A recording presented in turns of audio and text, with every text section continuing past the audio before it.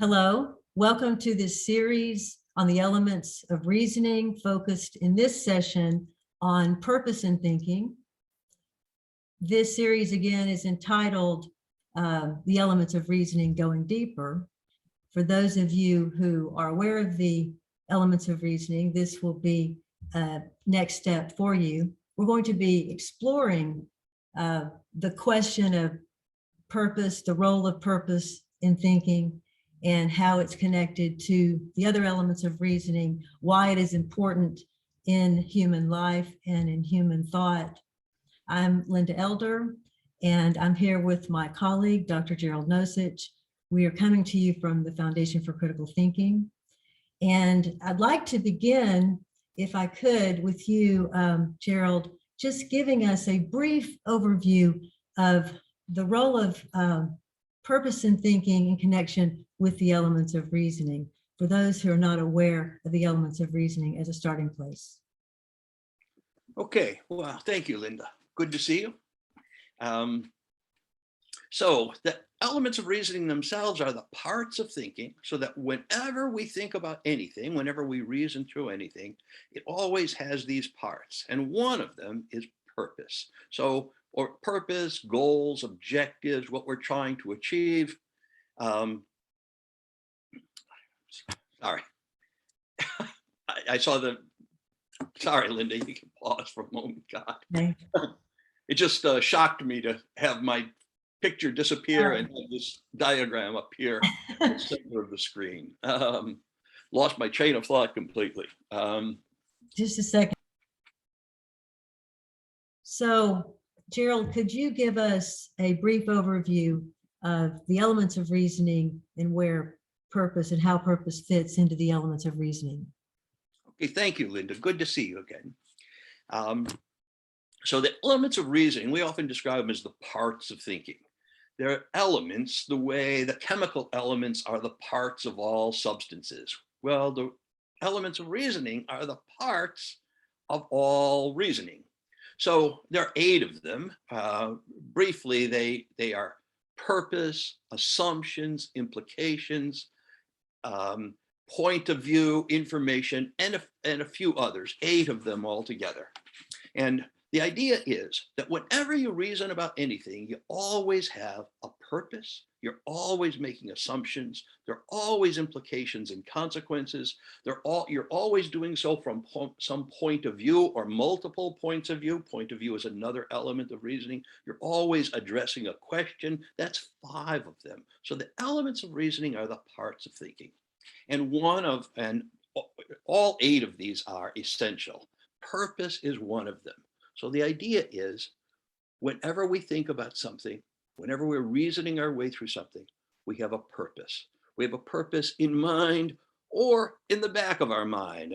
Purposes are sometimes unconscious. We have a purpose, we have a goal or goals, we have objectives, something we're trying to achieve. So how does purpose fit with the other elements of reasoning? Well, for this, I could say actually 2 opposite things, or nearly opposite things. One is that purpose underlies all the other 7. So if I'm a teacher and my goal, my purpose is to teach my students to write better, to write more critically, meaning more clearly, more accurately, with greater sense of what's relevant to the issue at hand. So my purpose is to teach my students to write better.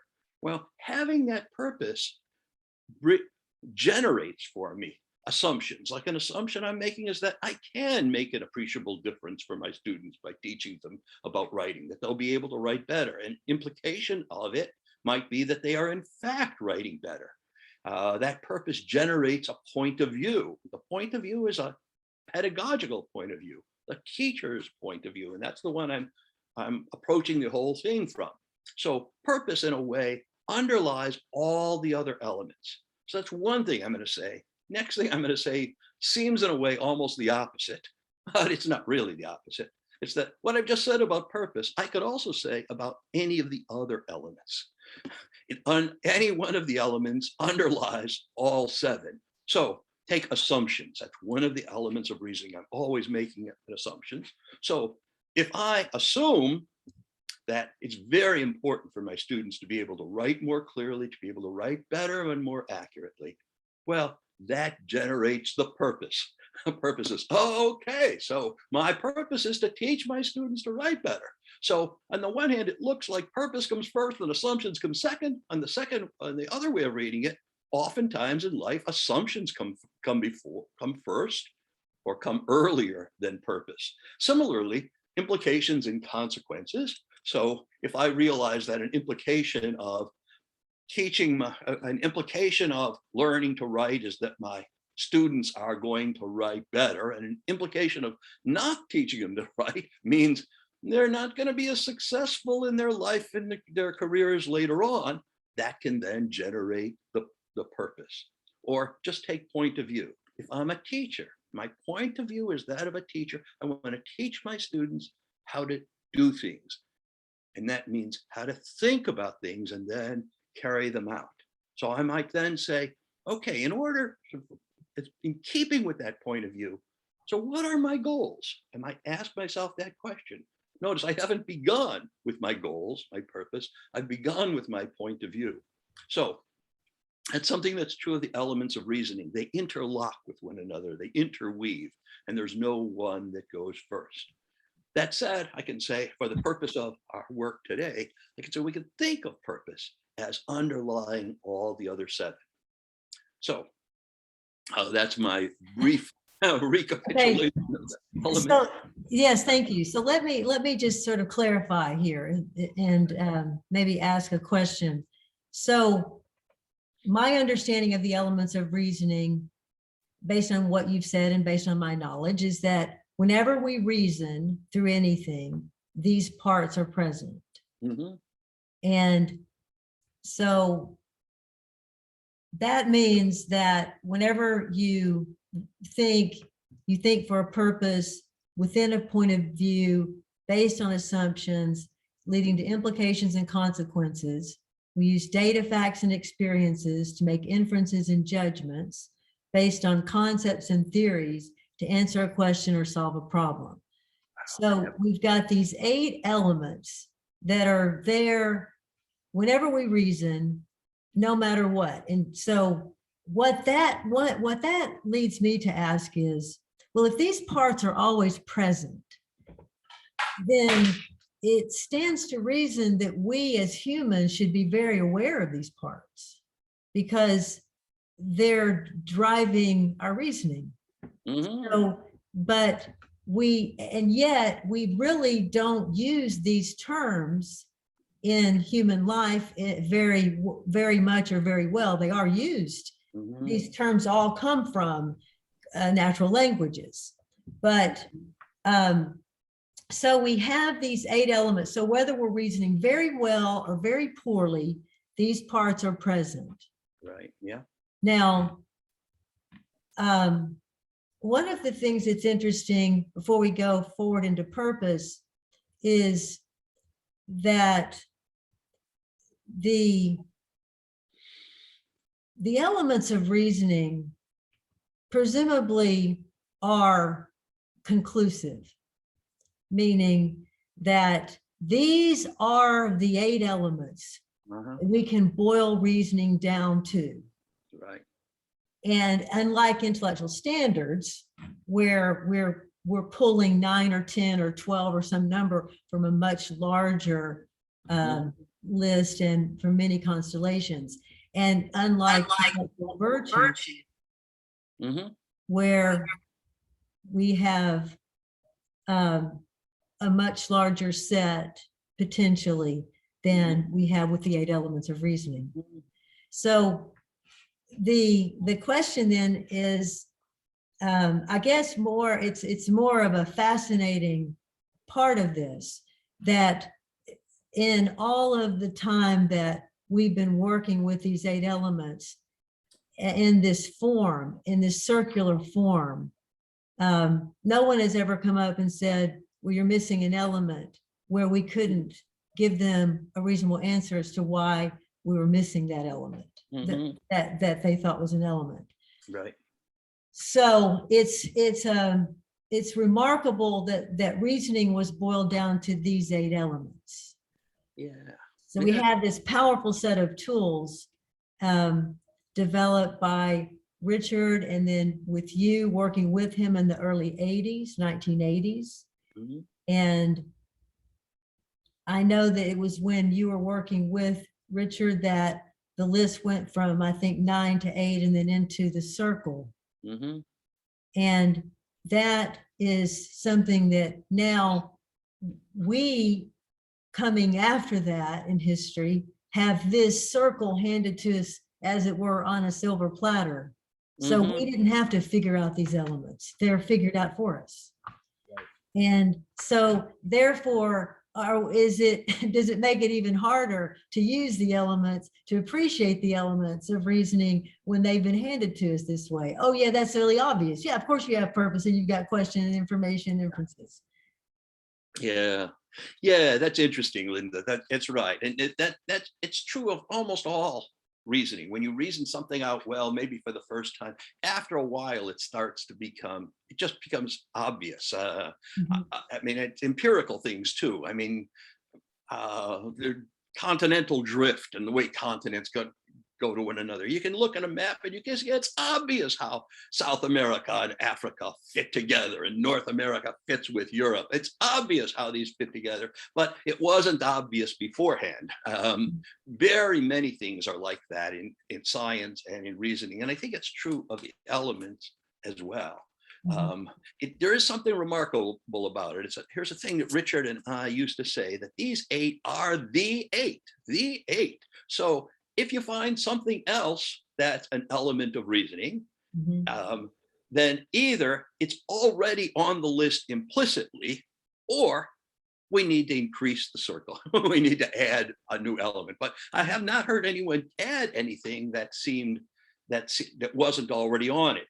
For instance, hypothesis is an element of reasoning, and we don't list it there. But a hypothesis really is a kind of conclusion or assumption that's held tentatively. So there's a way it's already on the list. And you mentioned the 9 that we originally had in the circle. The 9th one was reasons. And we eliminated it because it made it more complicated. And there's a sense in which reasons is already in the circle of elements. So your reasons for believing something or doing something will be an assumption you make about it, or an implication and consequence, something you see happening, or some information that you have, or a concept that you have. I've mentioned 4 of the elements. So reasons is actually one that fits together with a number of the elements, not all of them, but all of them, but almost all of them. So yeah, it is kind of remarkable, but you're right. It's hard to appreciate them when you say, oh, here are the 8 elements, and the person says, oh yeah, oh yes, I got it. Oh, right, I got it. And it just goes away very quickly. And that makes it difficult to see how powerful they are. Just reverting to purpose for a moment. Sometimes it's very easy to identify my purpose or my goals in doing X, Y, or Z. But sometimes it's just extremely difficult, or it's very complicated. And it's remarkable, as you mentioned, that we're much of the time quite unaware of our goals. or even if we are aware of them, we forget that awareness as we go through life. Many people want to get rich in order to be happy. That's their goal. And but they devote themselves to getting rich, and they kind of lose the happiness part of it because they're engaged in making more money. Crude example, but yes. Right. Well, it's hard to talk about one of the elements without talking about the other elements, as you've mentioned. So if taking your example, if that's the way that the person is thinking, then they're actually not thinking through the implications of actively pursuing that purpose. Because if they think that just making money is going to make them happy, then they need to rethink. They need to think through the implications of that belief and actually imagine themselves in that position would that really be what made them happy? You see what I mean? We're not good at thinking through implications when we think about our purposes. Right. And and thinking about purpose actually helps you see implications more clearly. It's part of what you said about becoming aware of our purposes or our goals in doing anything. Yes. So, can I ask you something? Yes. So one thing we were talking about earlier is, so it's not just a matter of identifying my purpose or my goals. It's also a matter of evaluating them, right? And I'd like to ask you, what do you think about that? Or how does it work to be evaluating my purposes, that they're not just given? Yes, it's interesting. That was exactly what I was on that line of thought, because I think that when we do use the elements of reasoning, and when we do actively use the concept of purpose, it frequently is, or these processes are frequently done in a somewhat superficial way. So that we say, okay, well, what's the purpose of science? Now that can be taken deeply or superficially. But we sort of think, okay, you're just going to apply it to science, or you're just going to apply it to this little problem or that little problem. And any of those may be significant in themselves. So I don't want to diminish that point. But in pursuing these questions, and let's say playing by the rules, okay, what's my purpose right now? Okay, what's my purpose right now? Okay, let's use the word purpose, and then by thinking of it that way, we're sort of missing the whole boat of critical thinking in the way that I think of critical thinking, because critical thinking should set you free if it does nothing else. It should set you free as a thinker. And part of that freedom comes with achieving and pursuing purposes that have deep meaning for you personally, and that connect with your ability to achieve your own capacity in a world that is largely pathological. So we can't pretend as if we're reasoning in some kind of a sane world that's always sane and reasonable. We're reasoning in a world that's just full of potholes everywhere. Yes, there's a road. Yes, we can get there, but we're falling into a lot of holes along the way as thinkers. So what I'm saying is that we're not, I guess I could say it this way, we're not thinking critically, we're not using the elements of reasoning well, and here we're focusing on purpose, either to deal with these individual questions or the deepest questions for us personally, which are focused on what we highly value, and I guess in which we have belief in our ability to achieve these purposes. Right. That last one you mentioned seems particularly poignant to me, because part of evaluating goals or purposes in society, but I'm thinking much more on a personal level, is really coming to terms with whether it's realistic to think of me as achieving them, to think of myself as being able to achieve them. So, I mean, there are all these movies about how you should follow your dream, where a dream is standing in for purpose, achieve your goals, you follow your dream. That's a very important thing to do in life. And the way those movies work out, the person who follows his or her dream achieves it and gets this great measure of fulfillment. But in my experience, many more people are hurt dramatically by following their dreams when they're unrealistic dreams. I had a student who was in accounting in her last year, and she very much wanted to be a poet. And she came to me for advice, and she says, I want to give up accounting in order to be a poet. And because I have a streak of romanticism in me, she thought I was going to say, follow your dreams, go out and be a poet. And I said, oh, whatever you do, don't give up being an accountant in your last year. I mean, you may at some future point decide not to be an accountant, but you do need to come realistically to terms with whether you can achieve being a poet, or whether you want to dedicate your life to becoming a professional basketball player when you're 10 years old. So I know a lot of people whose dreams who've been kind of disastrous. They live with disappointment for much of their lives. So Well, yes. yes, if I could. So this is all related to purpose in the way Right. that I'm thinking of this, but it may not seem that way. That is obviously, but for example, when you're in school, and let's say you're in middle school now, or maybe even earlier, but certainly by the time you're in high school, the teachers that are concerned with you and your counselors at school that are concerned with your future will try to help you figure out, what kind of job you can pursue. Mm-hmm. And maybe they give you even one of those inventory things, so Mm-hmm. this is all about your purpose. So what and so you imagine yourself, looking at a list into which you are to fit yourself Mm-hmm. and your future. Mm-hmm. So, one of these is accounting, and one of these is poetry. And probably that's not even on the list, because they're only including the ones where you can actually make money.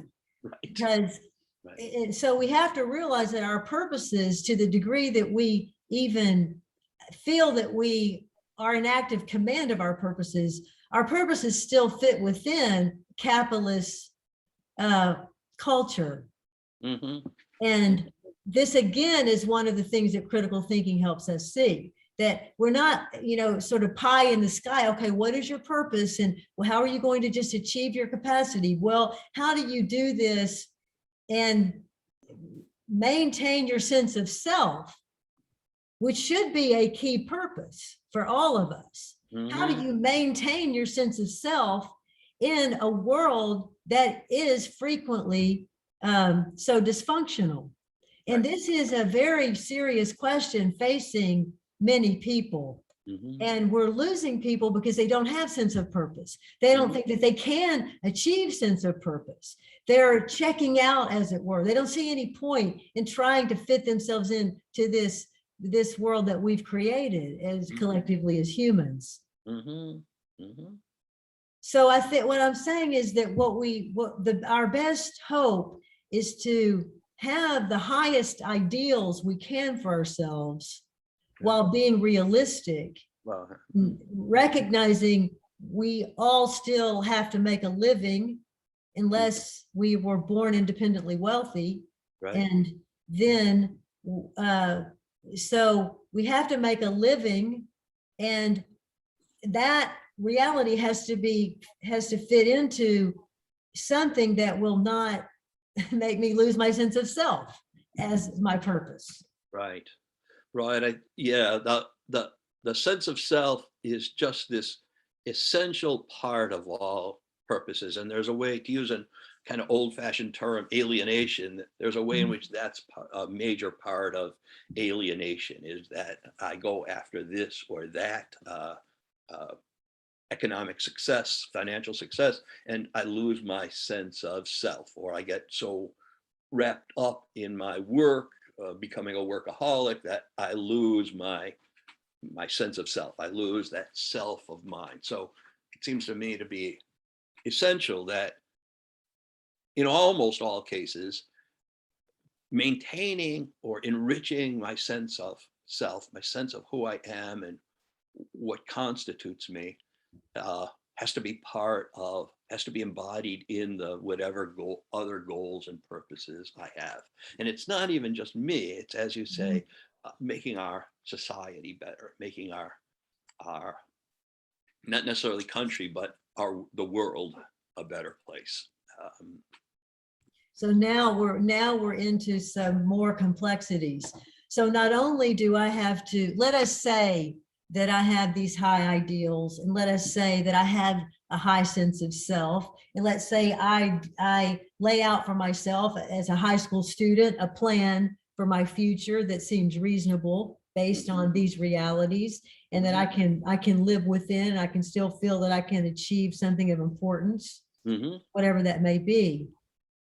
Now, that's going to be essential I think that will be a necessary condition for, let us say, self-actualization.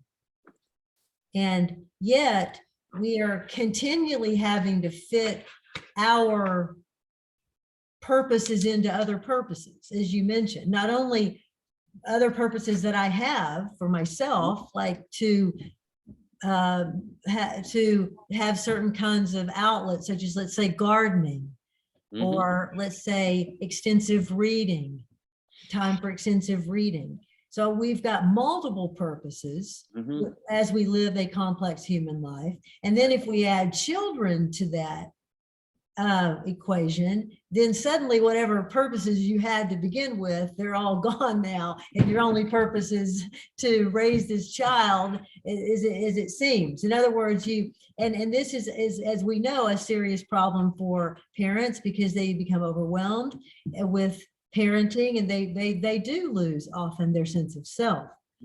So imagine when you're in school being told these things, being told that as you go through life, one of the first things that you want to do is command your purposes. And you want to pursue and achieve high purposes because you're capable of that. Imagine that everyone was taught that. And yet you're going to have to fit your purposes into other purposes. So life is going to be complex. And you're going to have to fit your purposes into societal purposes. And some of those purposes will make sense and some of them will not make sense. And you'll have to be able to distinguish the difference. So that's what we should be telling people, rather than, do you think that you're inclined to be this, or do you think you're inclined to be that? Yeah. So I would say that this discussion of, let us say, the achievement of high purposes and your own chosen purposes based in criticality, and based in ethics, that this line of reasoning connects for me with existentialist thinking, because there the focus is on the importance of creating significant meaning in your own life. And so, for example, Viktor Frankl, who developed logotherapy, he pushed this one idea with some others, but this is the main idea. The main idea is that you have got to find the meaning for you. And he wrote Man's Search for Meaning. So is one example of one of his books. So this idea that you can't achieve happiness unless you have developed and established these deeper meanings and purposes for yourself. And in Frankl's case, he connected it to his being in the Nazi concentration camps, and he could see that his ability to survive was clearly connected to the meaning he was able to achieve every day. And he was a medical doctor, so he was able to help people, and it was as an example. So of course he had already developed the theory before he was imprisoned, but my point is that, and that's just one example of existentialist thinking. And I do think that this conversation is basically missing from human societies in many cases, in that we're not asking people, well, what are your purposes? What do you think your unique talents are? What are your unique capacities? What can you really, what can you, Linda, or you, Gerald, what can you give? And some people are able to find that path more easily. And some people are going to pursue that path, as it were, no matter what, kicking and screaming, for example. So you can take, for instance, many musicians that I can think of who, if they weren't a musician, I can't imagine what they would be. And it seems to be that's their way of surviving in the world. Not every single one of them, but it's a pattern. So life is strange. I'm a musician. I'll write music about how life is strange, something like that. And that's how I'll survive it. And that's how I'll give meaning to it. And that's how I'll find beauty in it. And that's all I can really do. But I'll do that well. I'll do it at the highest level of my ability. And I would like for everyone to have that belief in their own potency toward their purposes. Well, let me say just something about the meaningfulness of life and achieving happiness. And I know you're speaking loosely when you say achieve happiness, because at least my experience is I can achieve happiness sometimes, and other times not, and other times the opposite of happiness. So it's not like finding life to be meaningful, I just achieve happiness. And I know that when Frankl says things like that, he's speaking loosely. He doesn't mean to imply that there's just this state of happiness and we can achieve it. But I also want to take something that seems to me to be more mundane, but also very profound. And it's that having a large scale vision of myself and my place in the world and trying to achieve meaningful goals and find meaning in myself, all of that is tremendously important. But there's this Eastern phrase of chop wood, carry water, meaning after you've thought through all the ideas and you're finding meaning in the world, you still have to wash the dishes. Right? Yes, I'm very aware. I'm painfully aware. Yeah, but by being aware of your meaning in life, you can actually fit washing the dishes into the large scale thing and find meaning in the sensual aspect of it, of having the water run over your hands and realizing that you're doing something that's building toward the future, not toward liberating the world, but not going against liberating the world on the other hand as well. So there are purposes and there are other purposes. There's a kind of hierarchy of purposes, or that's not the right word, because it's not like this is above this one. They're coexistent purposes which fit together only in an uneasy way. Well, there is a lot in that. There are many mundane things that we all must do to live a human life. And I think to me, happiness, when I say happiness, I don't mean every minute of the day. That would be an impossibility. But I mean a kind of state of mind that is more like a sense of everything's all right. Everything's just fine. Right. Everything's I've got basically control over my life, and as well as anyone can. I can do the things I want to do and I feel are important to do. And so to me, that is what happiness is, because if you're asking for more than that, you're asking for like euphoria all the time or something. And that's a different matter. But it is very important to be careful in our use of terms and be clear about what we mean by a concept. And that's one of the things that critical thinking helps us do. So that's one thing I wanted to say. So but on the mundane, so now you were giving the example of washing the dishes. So the way that I personally handle that is whenever I'm washing the dishes, I turn on the music fairly loudly and I move. I'm like dancing while I'm in the kitchen. So I just move my body any way that I can. So I think, okay, so all right, I'm going to be doing this, but I can still also listen to music and I can move. So you see, that's an example of how you can take a mundane thing that you have to do and make it into something fun. And, people, I've seen this, people when they're, some women or men that are like cleaning their house and they're dancing around while they're cleaning their house. So these are not trivial discussions.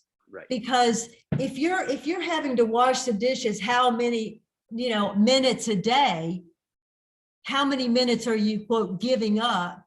And how can you make that more palatable? And that is, to me, an important purpose, making life palatable all the way, every day, every step. Right. If I can. Right. So then that's shows that in many small ways, we can take command of our purposes and our thinking. The other more generally, and the other thing that what you said reminded me of is Stephen Covey's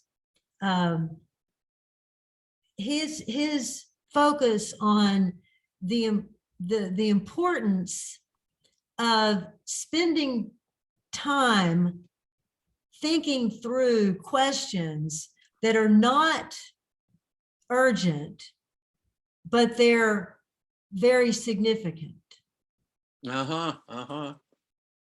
Because those are the ones that tend to be neglected.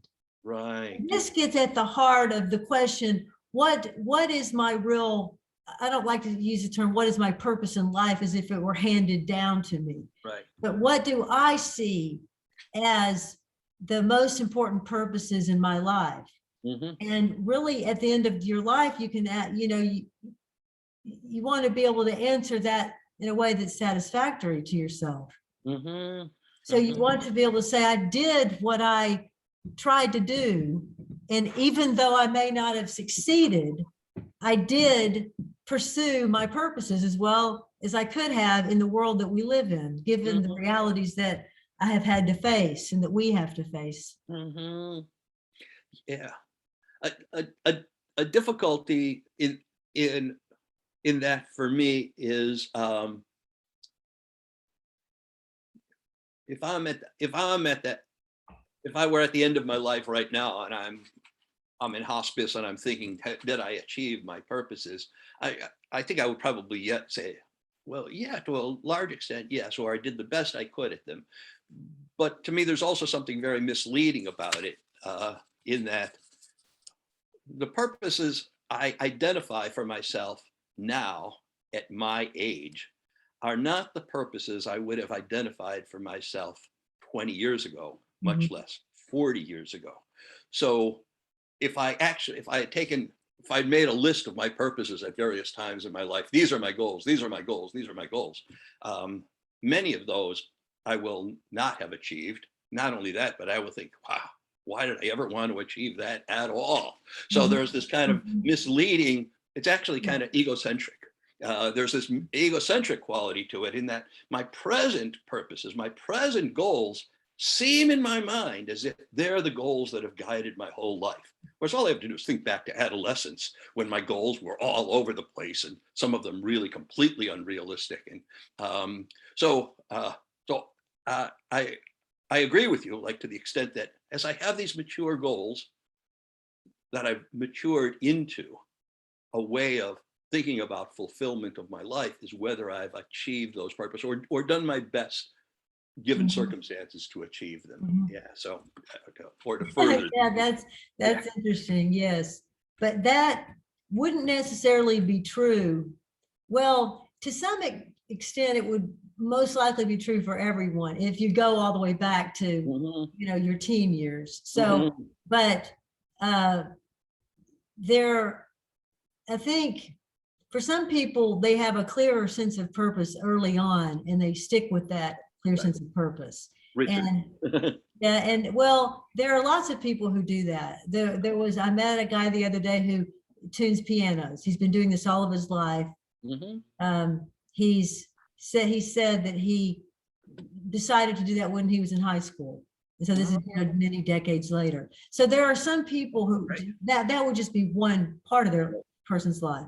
But so again, we're complicated. We're not just, we don't just have one track that we're working on. We're not just the professional person. We're also pursuing intimate relationships, or again, we may be parenting, we may be, so yes, we need, but I think at any time in our life, we need to be able to ask the question, what are the important purposes for me that I'm pursuing?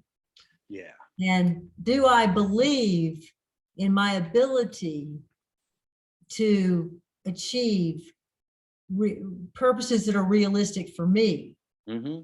So if I wanted to do something like, be the best basketball player in the world, then that would be a joke, because even if I'd started at the right age, I'm way too short. Right. So there isn't any point in pretending that you can do something that you're not capable of doing. Part of criticality is knowing what you're capable of.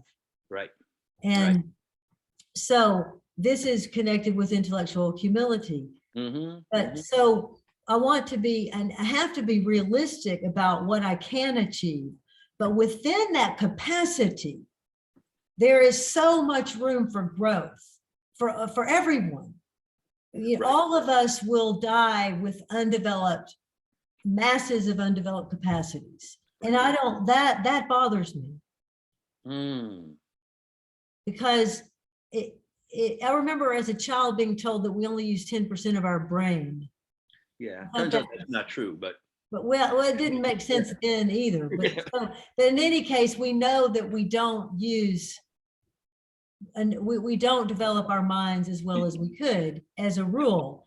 And there's a lot more development there. And what I want to point out, I guess, very strongly is that we have to believe in our ability to achieve our capacities.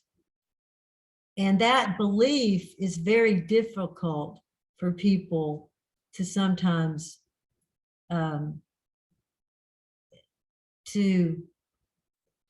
don't know exactly how to say it, to come into that belief, to actually believe that belief, to accept that truth about themselves.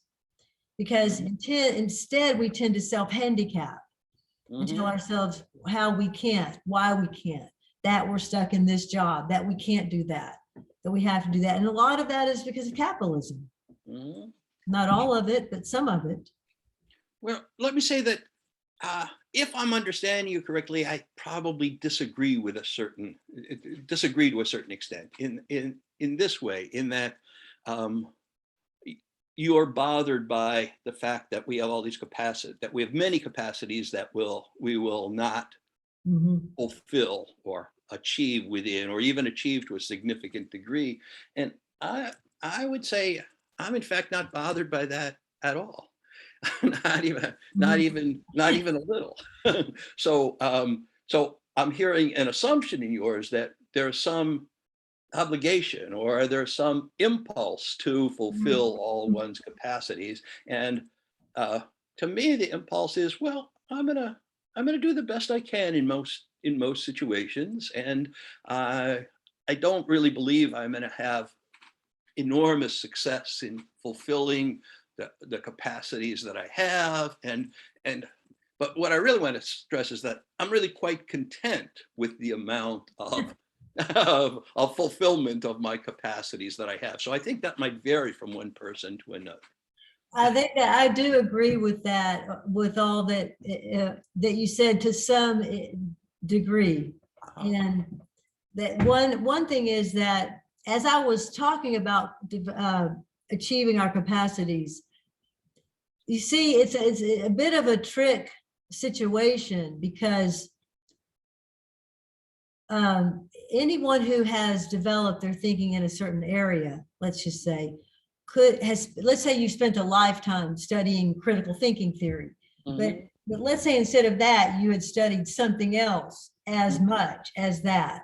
Well, or something in another field as much as that, or in another field, or any other field. You see that you couldn't possibly achieve all of the, let's say, knowledge that you would be capable of, because you've only got so many years to live, even if you live longer than everyone else lives.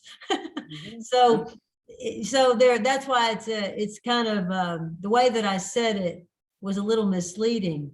But let's just say that what I think is very sad is that many people have a lot of capacity that they're not developing, and then they suffer and we suffer. Right. And in other words, we need everyone thinking at the highest level of quality here on this planet.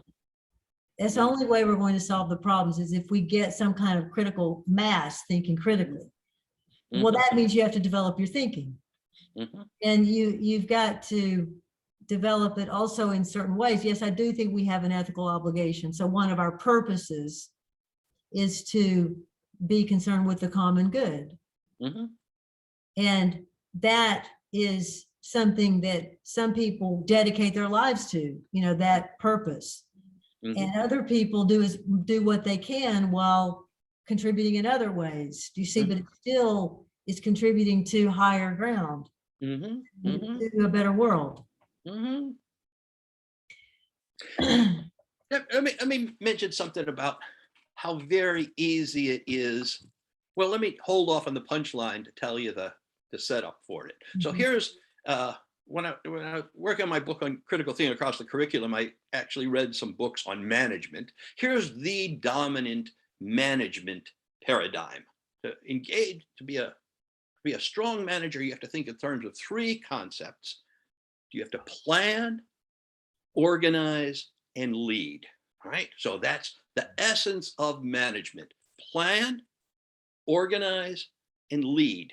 So, but now here's the punchline for me.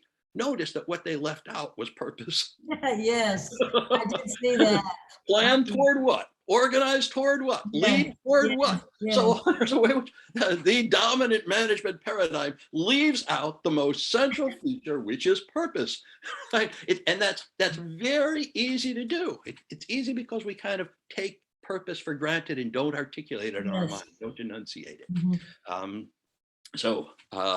And I think that's omnipresent. I think that's in each of us as individuals, in organizations, in governments, in schools, in virtually any context. It's easy to overlook purpose and lose sight of it.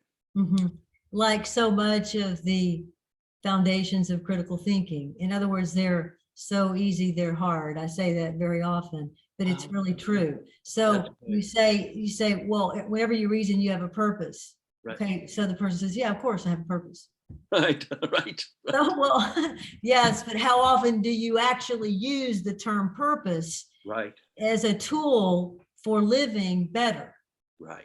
And that means you've got to say, well, let's see, when I'm in this this discussion or this disagreement with my intimate other, do I stop and say, wait a minute, are we fighting right now? Are we arguing? Is this what's my purpose?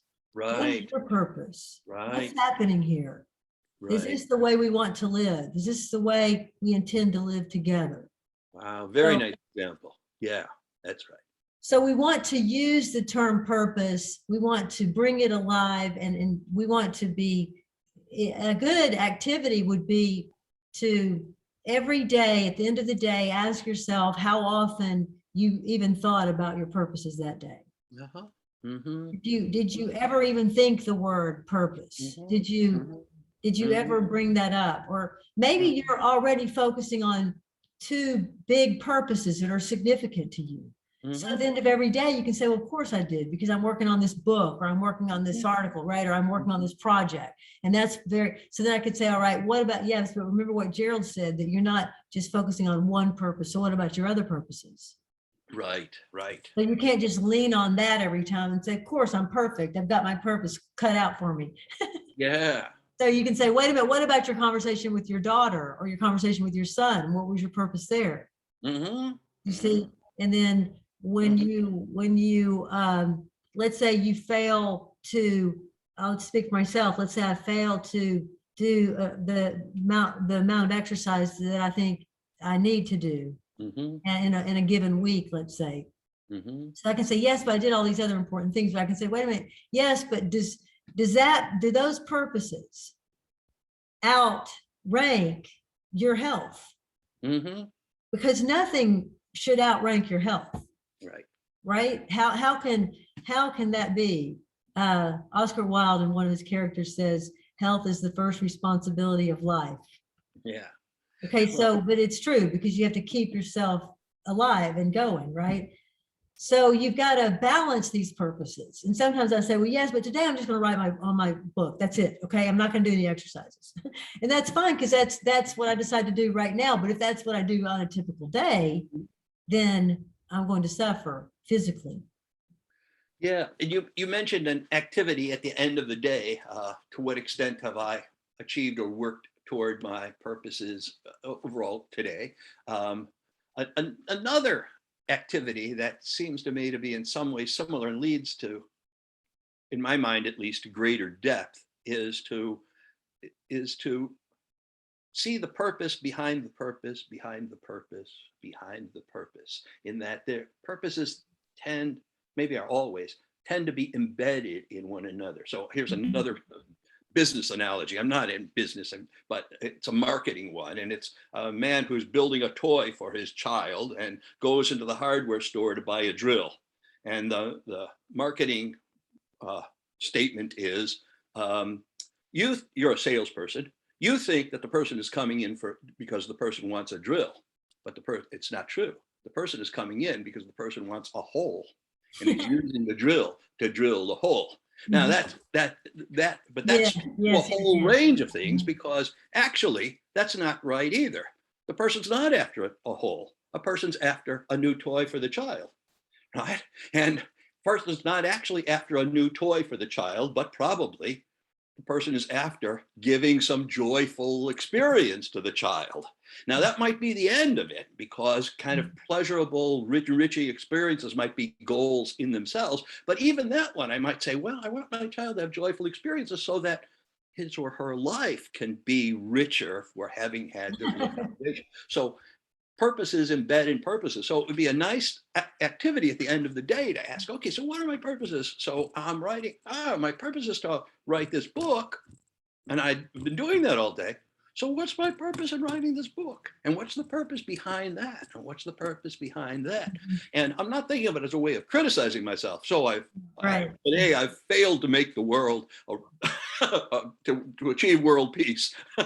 I'm not thinking of it that way as something to criticize myself for, but just to put things in context and deepen my understanding of myself and what I see as my role or what's meaningful for me. Mm-hmm.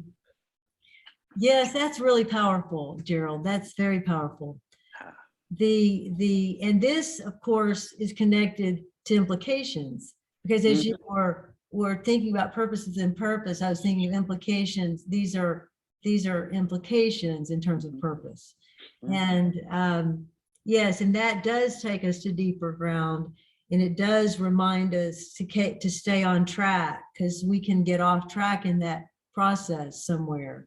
And so if your purpose is to have, if you have a child and your purpose is for the child to grow up to be a caring, contributing member of society, then you can ask yourself how creating this toy for this child is going to result in that.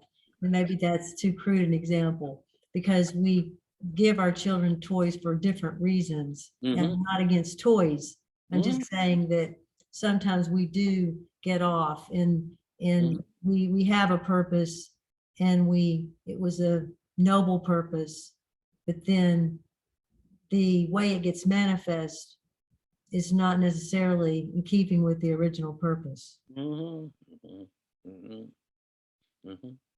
I want to just cover one other thing. There are lots of things we could cover, but I'd like to bring this to a close in a few minutes, if that's all right. But I would like to, before we close, focus just briefly on how we started by talking about the purpose, and we started talking about purpose in relationship with the elements of reasoning.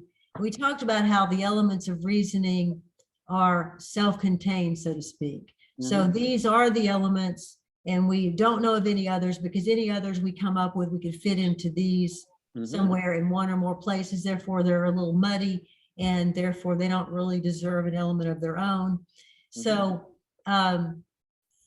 so, but within each element of reasoning, we have, as it were, more than one word. So we have purpose. We've talked about purpose, but there are other words that are, let's say, synonyms for purpose and serve slightly different functions in the language. So I would like to just talk briefly about that for a couple of minutes. Now, the ones that we typically think of are, would you like to answer that? The ones we typically think of in that? Goals, objectives, our target, and not a synonym, but an illustration might be I'm climbing Mount Everest, and the goal is the top of Mount Everest, right? And it's the one I'm taking the steps toward. But goal, in other, I mean, I use the word dream as in following your dream. Their dream means your goal or your purpose on a deep level. So I think of those goals, objectives, desired outcomes. I think of those as the main synonyms I would use in most contexts, but many others appear in other contexts. Yeah. And we can expand the elements to, for example, not just human reasoning, but to, let's say, other living things, such as plants. So we don't say, what is the purpose of a plant? We say, what is the function of a plant? Right. Say, we might say, what is the purpose of a cat? We could say, what is the function of a cat, depending on how we're thinking of that. So function is also a synonym in certain cases, depending on what we're focusing on. Function's a peculiar one, though, in that I actually purposely didn't mention it with objectives and goals and everything, because it's in a different category, in that the elements are the elements of reasoning, right? They're not the elements of things. Yes. Right? And it's not like it's not like the elements of reasoning apply to leaves on a tree, right? So leaves don't make assumptions. They don't have implications and consequences. Our thinking about leaves has, we're making assumptions and implications. So, but, and function kind of bridges that, because I'm thinking of what's the function of a leaf, but really it would be better if I were going to try to be really precise and careful, I would say, what do I see as the function of the leaf? That is, to make it part of the reasoning. But one of the reasons we emphasize function so much is that old pre-Darwinian view that that biological things were made for a purpose, and that's all changed. So now biologists use the word function rather than purpose. Right. So yeah, so function is an interesting one to me with my empirical. Yes.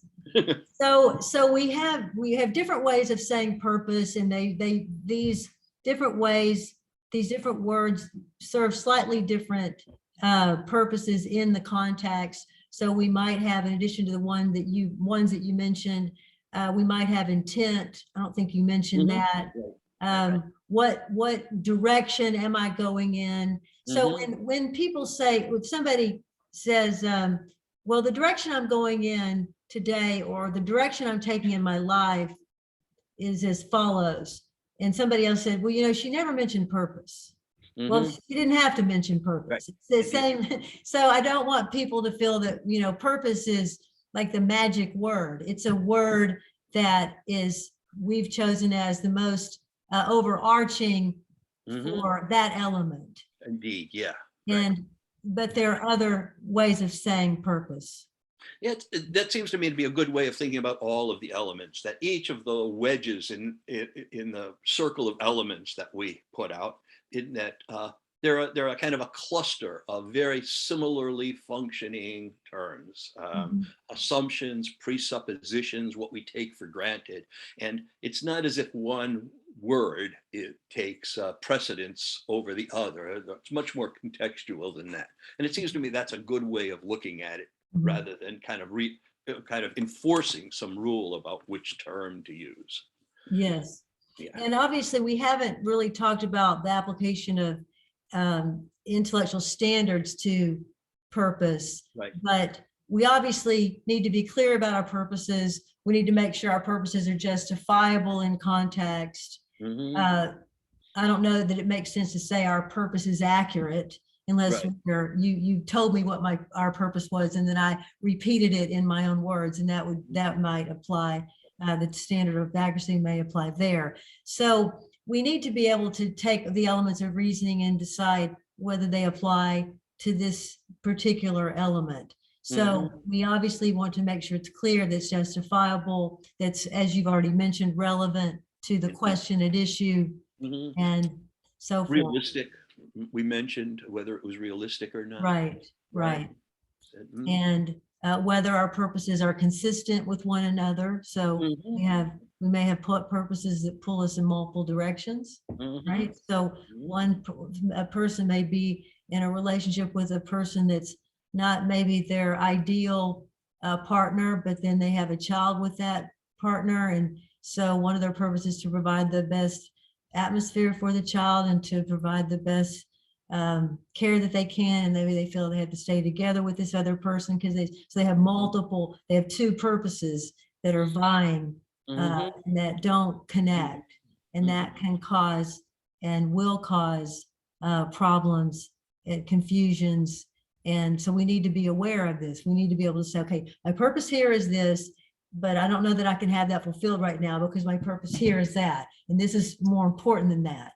And Right. I'm not saying that that's a justifiable way of thinking in this example. I'm just saying that that's an example of where you may have purposes that are they're not consistent with one another, and that is going to cause problems for us in our thinking.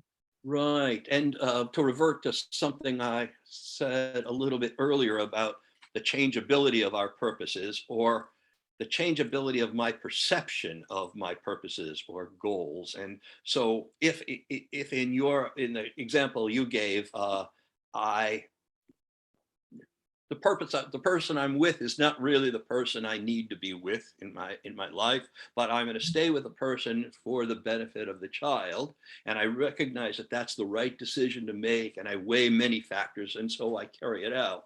One thing that happens to many people is that years later, the child is now grown, I can experience just great regret at not having gone down the road that I had contemplated before. And I may not lose sight of the decision I made back then, but it will no longer seem so clear cut, especially in my feelings. I'll think, oh, I wish I could have done X, Y, and Z, but Absolutely. instead I did, instead, and maybe the instead doesn't even come in. It can just be, oh, I I live with someone who's not fulfilling for me Mhm. or for my partner either. Um, so what happens Yes. often is that we lose sight, and you can see it in kind of major tragic cases where uh, I want my adolescent child to develop real skills in the world, and so I teach them to drive or have them taught to drive, and they take the car out, and then some tragic event occurs Mhm. with the child driving the car, the adolescent driving the car, and my purpose was to help them achieve themselves. But the tragic event can kind of erase that. Yes. You can think, I should not have done that. It's too early. I can second guess myself all over the place. And it seems to me part of critical thinking about life is to make sure that I keep in my mind the reasonability of decisions I've made and the reasonability of the purposes I've chosen to pursue. Um, Well, the example that I brought up is actually a very maybe it was a bad example, maybe it was a good example because it's a very common example, mhm. but it's a bad example because it's not clear what Right.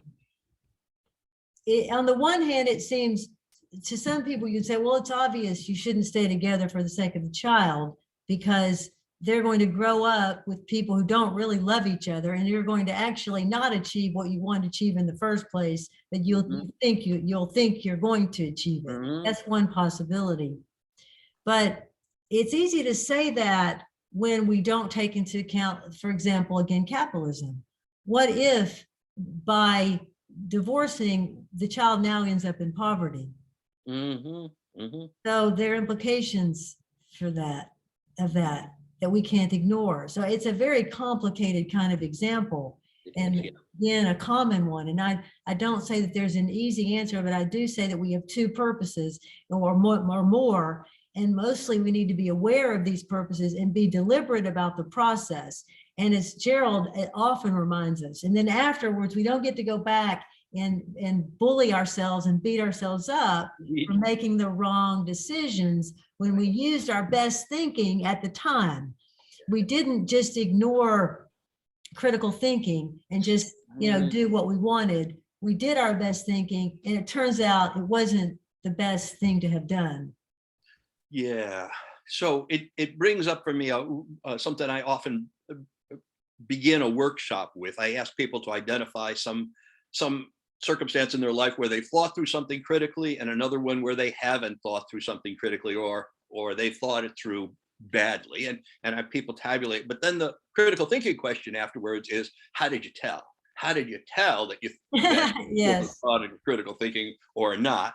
And far and away, here's the most usual way people have of telling. It's outcome. And that is, did I reason through it well? I can tell because it turned out well. And that's not a good criterion to use, right? Because I can read through something very well, and it cannot turn out well through circumstances that I had no control over. So the way to tell is that I take account of all the relevant information, that I check my assumptions as well as I'm able to, that I look for the implications and consequences as well as I could back then. And that's when I've reasoned it out well. But outcome, purpose, another version of purpose, outcome is not a good indicator at all. And it's the thing that people most use, to use your good word, to bully themselves after the fact, right? Didn't turn out. That's I'm so glad that you shared that. And actually my parenting example fits here as well. So there are an unlimited number of examples of parents who objectively did a very good job of parenting. If we were to just judge their parenting, and their at least one child end up to be a kind of rotten apple. So you see, in any parent who's ever been through that will say, yeah, yes, I know what you mean. I did all that I could, not that I was the perfect parent. And then I was very surprised when my child was an adult, and they turned out to be very different from what I would have expected, given all that I gave and all that I did and all that I thought that I was doing. Right. And it goes the other way as well. I kind of have this reputation of having been a very good father. And one of the ways people say it is they say, well, look at how well your son turned out. But it's very doubtful to me that I can claim very much of the credit for that, in that, I mean, I've contributed fairly surely, but that doesn't mean that I'm a major part of the cause. I mean, people say, well, you must have done something right. Well, that doesn't mean you ought to have done something right. I mean, children of serial killers can turn out to be fine human beings. It doesn't mean that their parents have done something right. So yes, right. Yes, this is the problem with DNA versus conditioning. And we get to a point where we can't, because we can't do an experiment on each of us. Say, well, we're going to take Linda, we're going to duplicate you into 10 different people, and one we'll put in this kind of family, and one in this kind of family, and one in this. So we only get one chance at it. Well, Gerald, as always, this has been enlightening and enjoyable.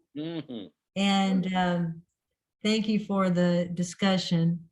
Yeah, thank you too, Linda. This has been really enjoyable and enriching for me. I've actually learned a good deal from talking about it. It's always lovely when that happens. It's kind of like the experiences I always had after the conference when you and I and Richard would stay together for about a week and Mhm. just talk about everything in the light of critical thinking. So, Mhm. been very rich. Thank And you. it also shows that when we take any given concept in critical thinking, we can just continue to develop our understanding of that concept and go deeper and deeper with more examples and making more connections. And no one has ever plumbed the depths of the elements of reasoning. Right. And so this is a beginning place for that. So thank you again. And we'll say goodbye and thank you to all of you who are listening and joining us today. Good night.